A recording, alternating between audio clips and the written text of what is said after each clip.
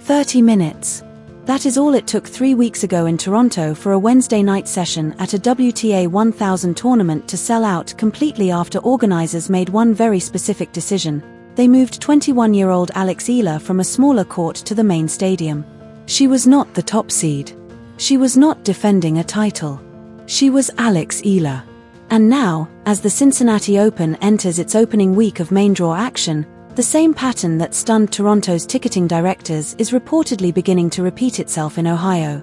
Fan accounts across Filipino tennis social media have claimed that resale prices for sessions featuring Eala have surged sharply midweek, catching parts of the tour off guard just days before her second-round match against Elena Gabriela Ruse.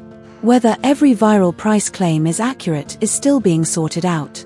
But the bigger story is not one specific resale listing or one specific dollar amount. It is the mechanism underneath it. That mechanism could quietly be changing how WTA 1000 tournaments decide who belongs on center court.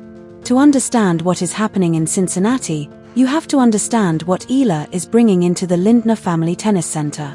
She arrives as the number 17 seed, ranked number 20 in the world, with a 7-1 record on North American hard courts this summer.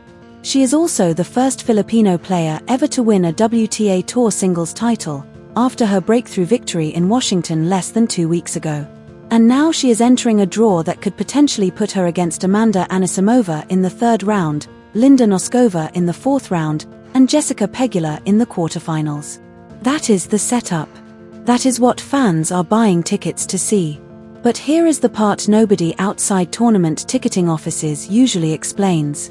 When a WTA 1000 tournament creates its daily schedule, court assignments are not simply about rankings or seating capacity.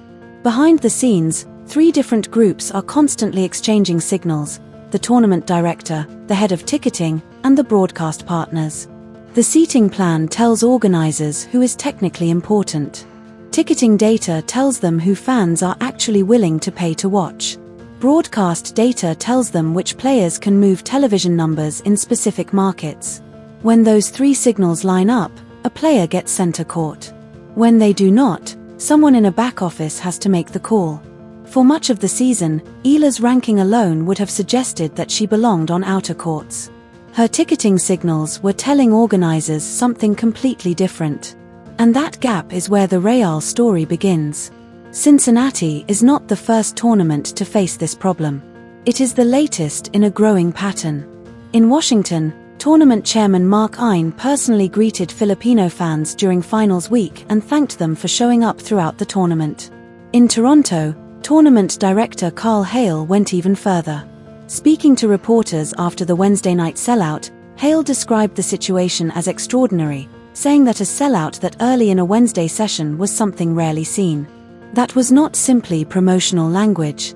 It was a tournament director acknowledging publicly that Eala's presence had disrupted a pattern the tournament had operated within for years.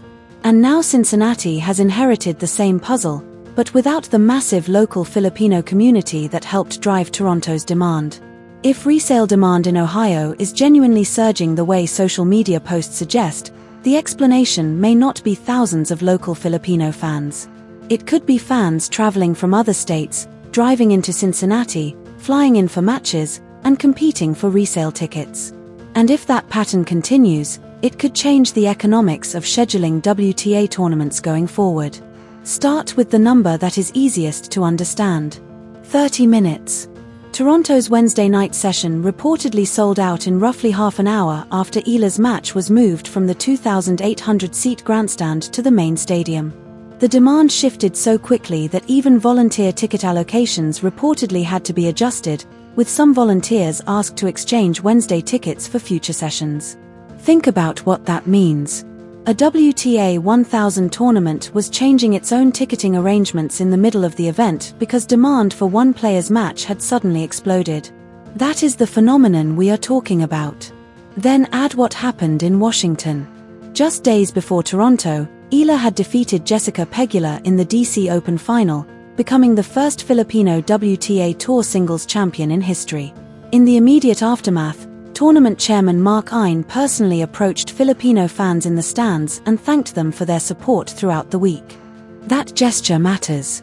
Tournament owners and executives do not usually make personal appearances for a specific fan group unless that audience has become commercially significant. In the language tournaments actually understand, the message was simple. This player is moving tickets. Prepare accordingly. Now look at Cincinnati. Eala received a first-round bye as TH.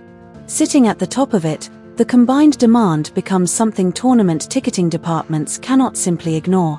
And this is where it is important to pause. This story is not really about whether one viral social media post showed the exact correct resale price on one particular afternoon. That is the argument people are having online. The larger story is much more important. It is about a business system inside professional tennis adjusting in real time to a player whose commercial pull may be outpacing her ranking. That is rare. And that is exactly why this moment matters. The third layer of evidence is what happens on the ground inside the tournament itself. In Toronto, one food vendor reportedly changed a menu item during the tournament, replacing a chicken teriyaki option with a Filipino-inspired chicken adobo rice bowl in Eala's honor. That is not the kind of decision normally planned months in advance. It is what happens when a vendor looks at the crowd, sees the Filipino flags filling the concourse, notices the demand, and decides to respond. Fans were wearing custom shirts carrying messages like Rise, Believe, and Inspire. And suddenly, Eala was no longer simply another player appearing on a tournament schedule. She had become a market, a fan base, a ticketing signal, and potentially, one of the most commercially powerful stories on the WTA Tour. That is why Cincinnati matters. Because if the same pattern continues in Ohio, tournament directors across the tour will have to ask a question they may not have expected to face this early.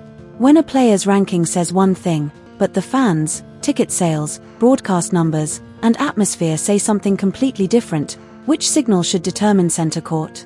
Alex Eala may be forcing the WTA to find out. Signs in Tagalog reading Mahal Kita, roughly translating to I love you, appeared above the courtside barriers. When Alex Eala walked to the post-match microphone that night in front of nearly 10,000 people, she asked the crowd for louder cheers in Tagalog before switching back to English. Then she delivered a message that captured the entire moment. There were Filipinos everywhere, flags everywhere, and she thanked them for being there. A tournament cannot manufacture that. A marketing department cannot simply create it overnight. A player earns it one crowd at a time, until eventually the sport itself has to reorganize around that presence. And the sport is beginning to reorganize out loud. That brings us to the fourth point. Coco Gauff, speaking at the same Canadian Open, praised what Eala's emergence means for tennis, saying that it is great for the sport and for players because one athlete can bridge the gap between tennis and a nation that had not previously had that kind of representation. Venus Williams, who partnered with Eala in doubles in Bad Homburg and again in Toronto, went even further, calling her a world star. Jessica Pegula, speaking after the DC Open final, described Eala as an amazing player and admitted that she was not fun to play against. These comments matter because they are coming from the people inside the sport. They are not random fans watching highlights online. They are Eala's peers. They are the players who feel the shift first because they are the ones watching the locker room, the crowds, and the expectations recalibrate around someone new. But the clearest voice in this story may still be Carl Hale.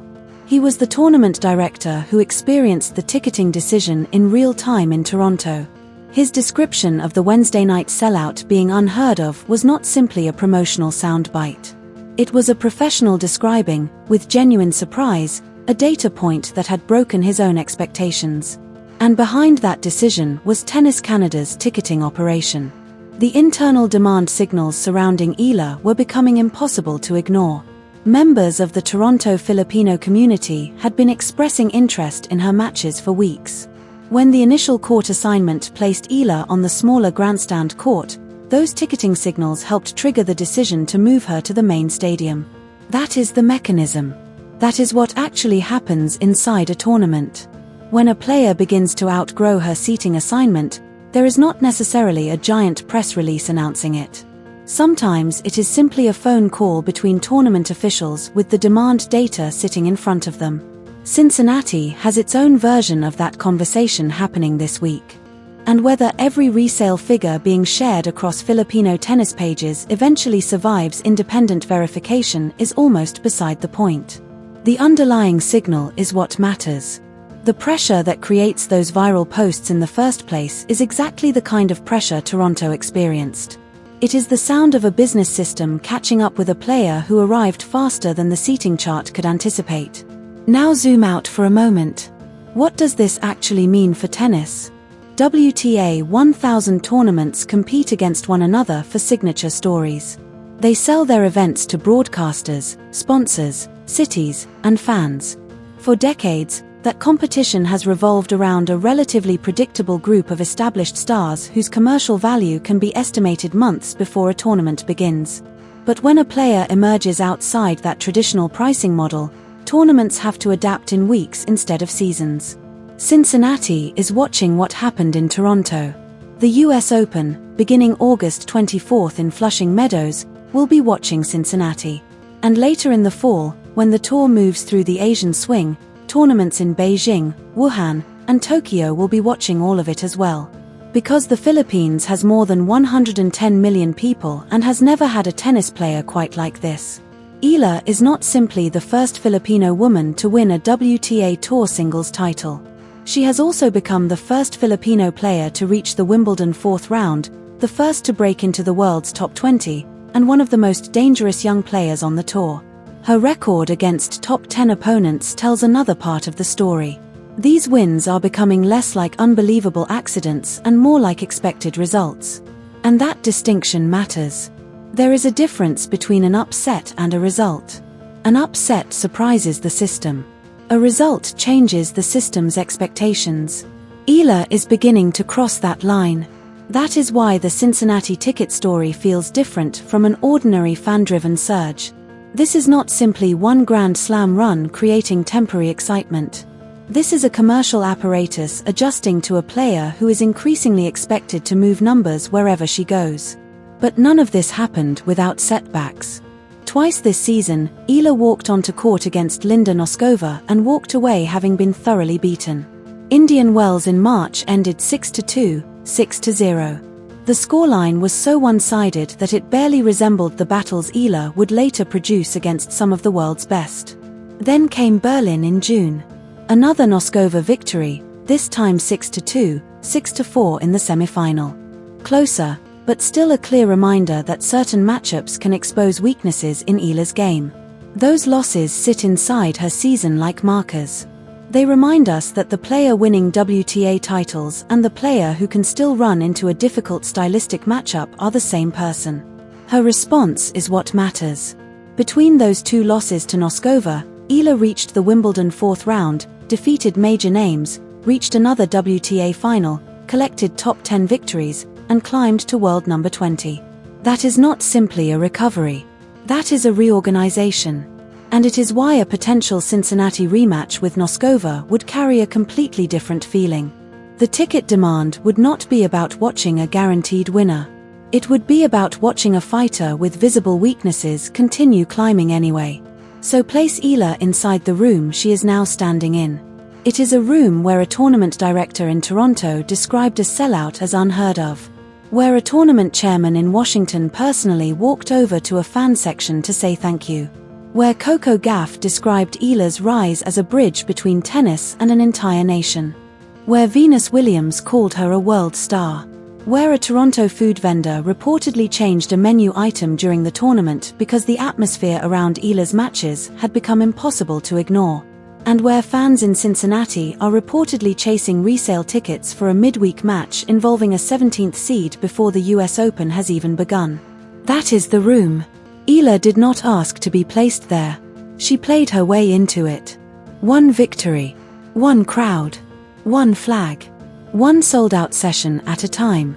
And now, on August 15th, she steps onto the court in Mason, Ohio, against Elena Gabriela Ruse while the sport itself tries to catch up with the demand she creates. Whatever happens next in Cincinnati, whatever happens at the US Open 9 days later, the room does not disappear. She has already earned her place inside it. And now the rest of tennis has to figure out what that means. If this story matters to you and you want to see how Cincinnati responds to the Eala phenomenon, follow the channel and turn on notifications. Because her next chapter is being written in real time. And this time, the entire tennis business is watching from inside the room.